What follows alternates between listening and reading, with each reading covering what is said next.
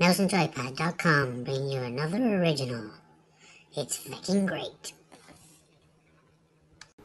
Smite has been around for some time now, and it's gathered a very respectable following through its PC release, but Hi-Res Studios are looking to expand on their current fanbase by porting Smite over to the Xbox One. It's still early days for this mobile and console, but we've been fortunate enough to get access to the alpha that's currently running, and I have to say, I think Smite is going to have one hell of an esports following in due time. First, let's just go over what Smite actually is. It's an online, team-based action real-time strategy game. You'll take control of a god or an immortal pulled from ancient mythology and battle other gods through the various game modes. There's over 60 gods available at this time, and let me assure you, that is plenty to choose from.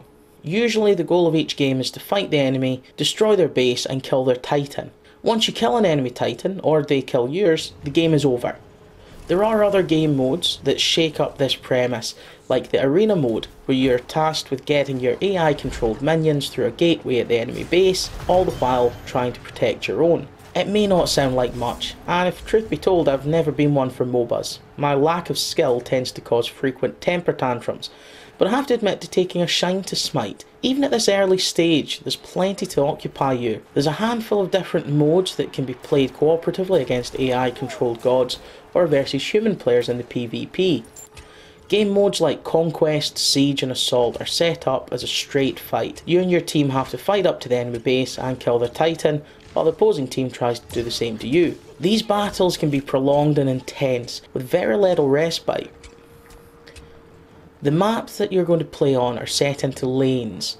In short, there will be either 1, 2 or 3 ways to get to an enemy base. Each will be protected by towers that attack any unit within range, and a phoenix tower that will rebuild itself if given enough time.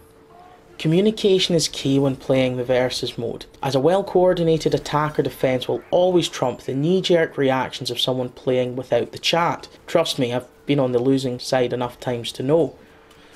As you play and complete games, you'll earn favour. This is a resource that's used to unlock other gods or different skins. As an added bonus, you'll get extra favour for logging in every day.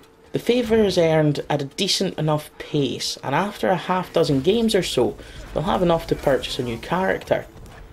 The gods are broken down into 5 different classes. You have Assassin, Guardian, Hunter, Mage and Warrior.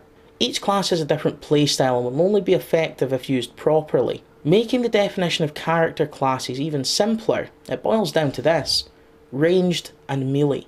It takes a special kind of player to dominate in melee, but it can be done. Personally, I prefer the ranged gods, but that may have something to do with the cowardly way that I like to stand behind everyone else. Moving on.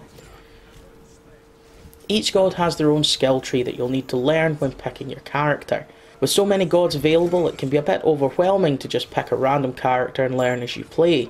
I wish I could give you some technique or insider knowledge that will help you when selecting a god, but the fact is, I pick at random. Hell, the first god I unlocked was Cupid, simply because he was a flying baby with a bow. The juxtaposition of having this little hovering cherub go toe-to-toe with gods like Thor, Odin, Anubis and Ra made me giggle, a characteristic that I think Hi-Res have deliberately tried to sneak into the game. As you kill enemies in-game, you'll unlock coins that are used to upgrade your god. Everything from your overall health and mana to your movement speed and attack power can be upgraded and improved. It took a lot of trial and error before I really knew what I was doing. Smite is not a game for the casual gamer, but I think that people in and around the esports community will love it. Any upgrades that you buy only last for that game. There's no carrying over, so long-term progression may feel stunted in the full game. Although with dozens of gods and hundreds of hours worth of gameplay, that time will no doubt be a long way away. The combat in Smite is rugged. It's not sophisticated, but it's effective. You have 4 powers that can be unlocked and upgraded during each game. These will function as your attacks.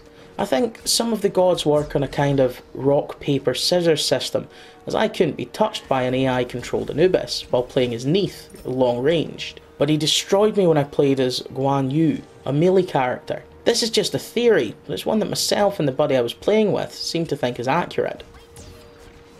There's no denying that Smite looks just as good on the Xbox One as its PC counterpart, and aside from 1 or 2 disconnects during 20 plus hours of play, it was remarkably stable.